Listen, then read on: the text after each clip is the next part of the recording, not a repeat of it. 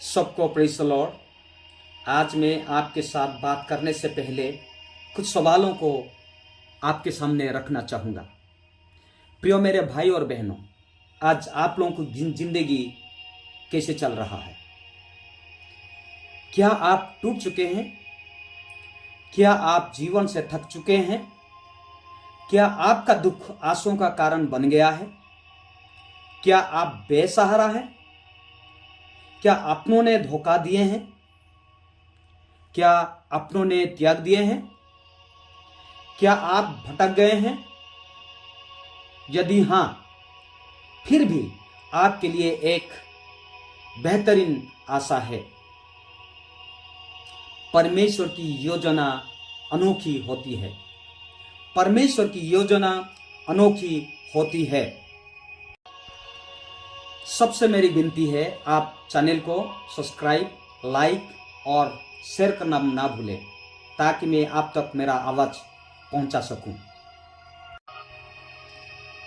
Bible कहती है, यिर्मयाह उसका 29:11, क्योंकि यहोवा की यही वाणी है कि जो कल्पनाएं मैं तुम्हारे विषय में करता हूं, उन्हें मैं जानता हूं। वे हानि की नहीं वरन कुशल की ही है, और अंत में तुम्हारी आशा पूरी करूंगा।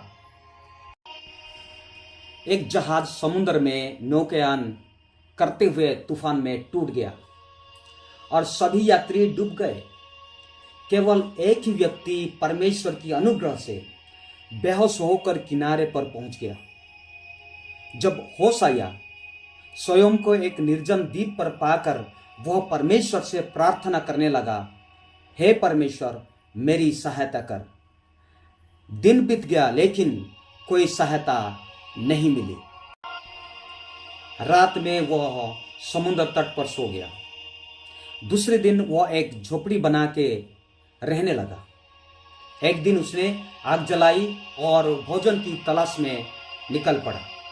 जब लौटा तो देखा कि उसकी झोपड़ी जल रही है। वो बहुत दुखी होकर टूट पड़ा। उसने सर उठाकर गुस्से से परमेश्वर से शिकायत करने लगा, हे परमेश्वर, मैंने आपसे मदद मांगी थी, लेकिन आपने मेरी प्रार्थना नहीं सुनी। आखिर मेरी झोपड़ी को भी जला दी। आप बहुत निर्दय है।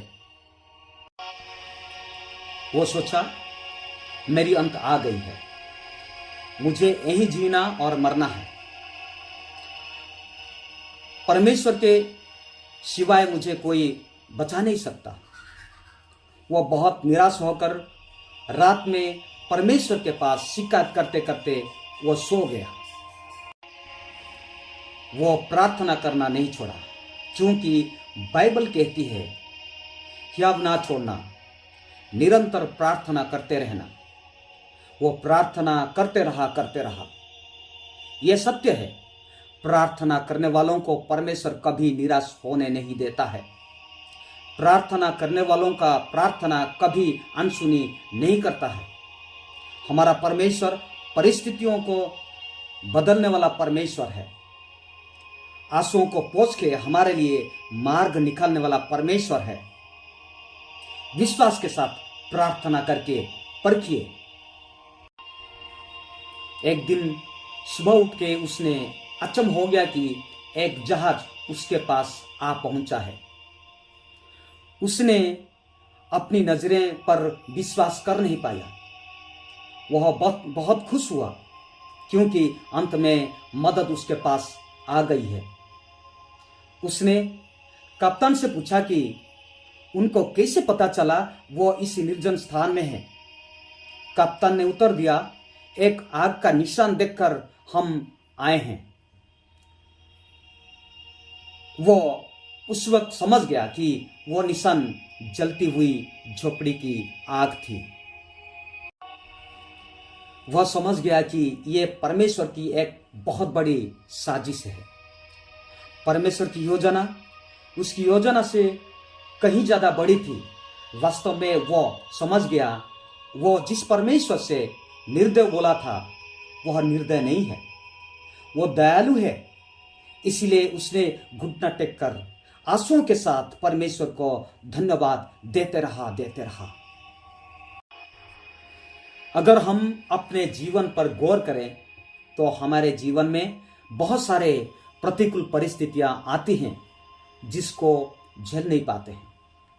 क्या आज आप प्रतिकूल परिस्थितियों से गुजर रहे हैं जो आपकी जिंदगी में बोझ बन गया है और आप टूट चुके हैं?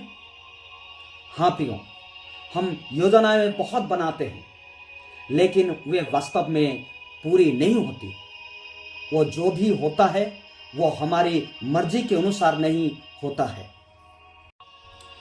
जब मुसीबत आते हैं तो हम हमेशा अपना सीमित दिमाग से जीवन की घटनाओं को समझने के लिए कोशिश करते हैं। हमारा विश्वास डगमगाने लगता है, आशा निराशा में बदल जाती है। ये दुनिया आपको ठुकराएगी, आपको कभी साथ नहीं देगी, आपसे फायदा उठाएगी लेकिन आपको मदद नहीं करेगी। यही तो दुनिया है। क्या आप समस्या से छुटकारा पाना चाहते हैं? समस्या से उद्धार पाने के लिए एक ही मार्ग है, वो है प्रभु में प्रार्थना। जब तक प्रार्थना का उत्तर नहीं मिला है तब तक प्रार्थना करते रहिए, प्रार्थना करते रहिए। आप कभी भी अकेले नहीं हैं। परमेश्वर आपको छोड़ा नहीं है। दुनिया के 8 अरबों से ज्यादा लोगों के लिए परमेश्वर का एक स्वतंत्र उद्देश्य और योजना है। आप भी उनमें से एक है।